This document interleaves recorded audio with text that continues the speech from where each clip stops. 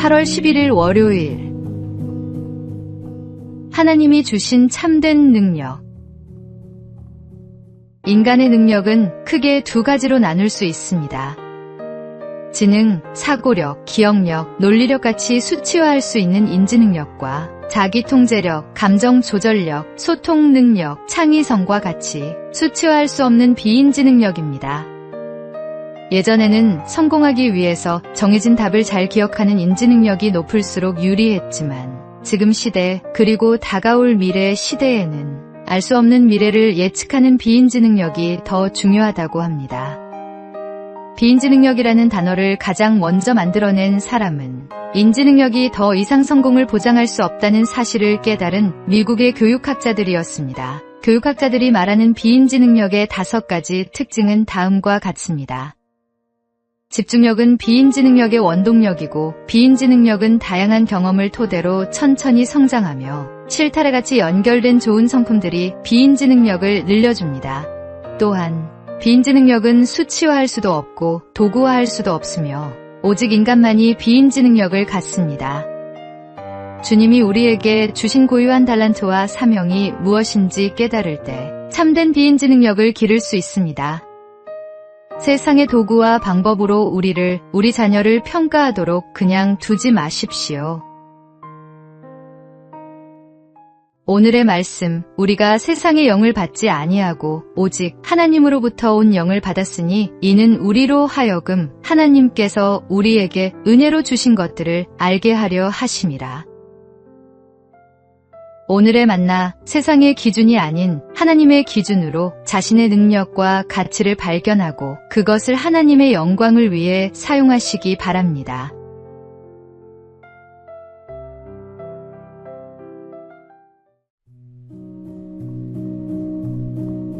(8월 12일) 화요일. 우리의 언어가 드러내는 것.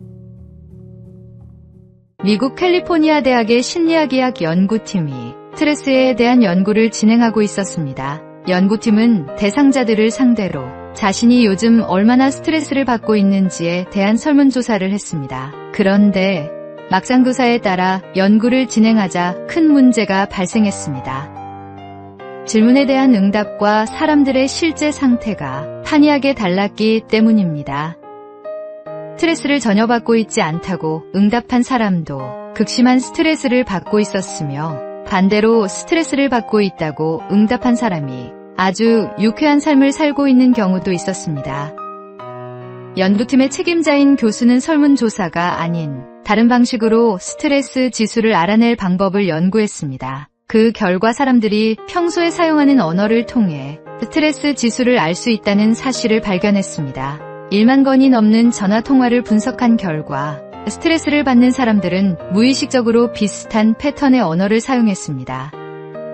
전반적으로 말수가 눈에 띄게 줄었으며 정말로 엄청나게와 같은 강조의 표현을 더 자주 사용했습니다. 뇌가 스트레스를 받고 있다고 느끼면 대응하기 위해 특정 단어를 많이 사용하도록 유도한다는 것이 연구팀의 결론이었습니다.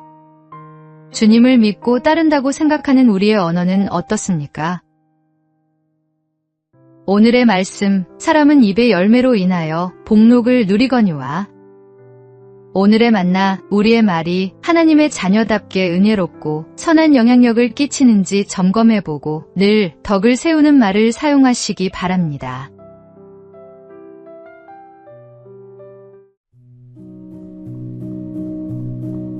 (8월 13일) 수요일. 하나님의 작품인 우리. 미술관에 갔습니다. 전시장을 천천히 둘러보다가 도슨트의 설명을 듣는 관람객들 사이에서 이상한 광경을 목격했습니다. 등받이가 없는 접이 의자에 앉은 사람이 있었던 것입니다. 처음에는 몸이 불편한 사람인가 싶었지만 휠체어가 아닌 접이 의자라니 이해했습니다. 전시장을 나오다가 의문이 풀렸습니다.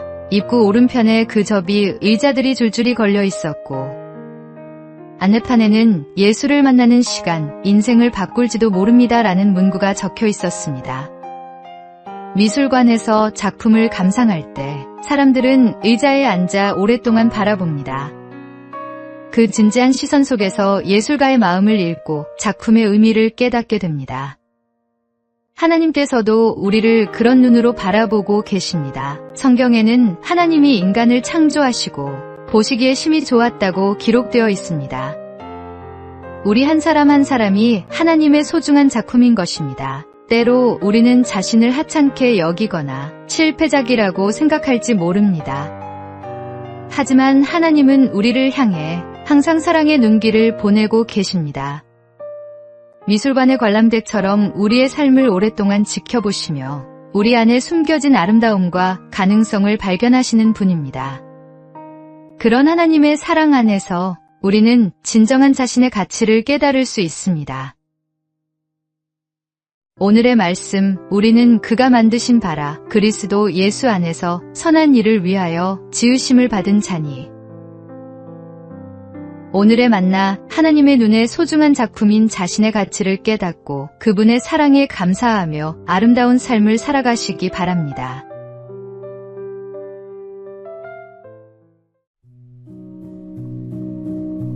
(8월 14일) 목요일. 절망에서 피어난 희망. 보일 듯이 보이지 않는. 동료 속다오기가 46년 만에 우리 곁으로 돌아왔습니다. 1979년 한반도에서 완전히 멸종된 따오기가 경남 창녕에서 자연번식에 성공한 것입니다. 절망적이었던 상황에서도 포기하지 않고 17년간 꾸준히 노력한 결과였습니다. 때로 우리 인생에도 모든 것이 끝난 것 같은 순간들이 있습니다. 꿈이 사라지고 희망이 보이지 않을 때가 있습니다. 하지만 하나님께서는 절망의 땅에서도 새로운 역사를 만들어 가십니다.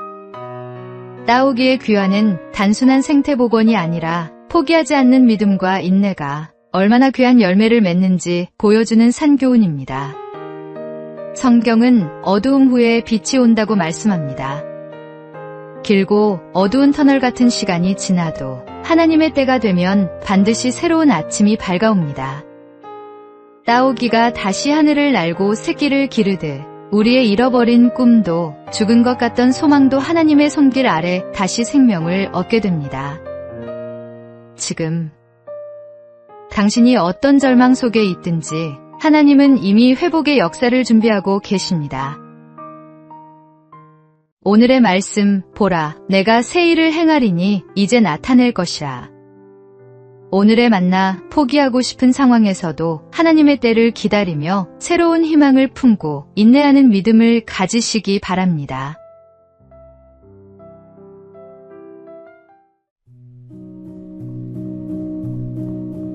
(8월 15일) 금요일. 복음으로 세운 나라. 1919년 11월 28일 평안남도 도지 사는 한 신학생 대표에게 다음과 같은 편지를 보냈습니다. 월요일에는 우리나라의 교회를 위해 기도해 주십시오. 화요일에는 대한민국 임시정부를 위해 기도해 주십시오. 수요일에는 한국의 부흥이 임하기를 기도해 주십시오. 목요일에는 독립운동으로 고통받는 사람들, 그들의 가족을 위해 기도해 주십시오. 금요일에는 우리의 독립이 조속히 이루어지기를 기도해 주십시오. 토요일에는 국제연맹이 하나님의 뜻을 따라 움직이고 하나님의 영광을 드러내는 기관이 되도록 기도해 주십시오. 안타깝게도 이 편지는 비밀경찰에게 발각되어 전해지지 않았습니다. 그러나 당시 교회가 나라와 민족을 위해 얼마나 애쓰고 있었는지를 엿볼 수 있는 편지였습니다. 당시 기독교 인구는 5%도 되지 않았지만 백범 김구 선생이 경찰서 10개보다 교회 1개가 낫다라고 말할 정도로 정말로 말씀을 따라 세상의 빛과 소금으로 살아가는 성도들이었습니다. 진리의 복음이 전파되는 곳은 어디서나 해방의 역사가 일어납니다. 민족의 독립과 해방을 위해 누구보다 더 열심히 기도하며 노력했던 믿음의 선배들처럼 복음이 다시 한번 불길처럼 퍼져나가 많은 사람들의 마음이 죄에서 해방되도록 세상에서 복음과 진리를 전하십시오. 오늘의 말씀. 너희는 택하신 족속이요 왕같은 제사장들이요 거룩한 나라요 그의 소유가 된 백성이니 이는 너희를 어두운 데서 불러내어 그의 기이한 빛에 들어가게 하신 이의 아름다운 덕을 선포하게 하려 하심이라. 오늘의 만나. 나라와 민족을 위해 기도하는 것이 그리스도인의 사명임을 깨닫고 복음으로 이 땅을 변화시키는 일에 동참하시기 바랍니다.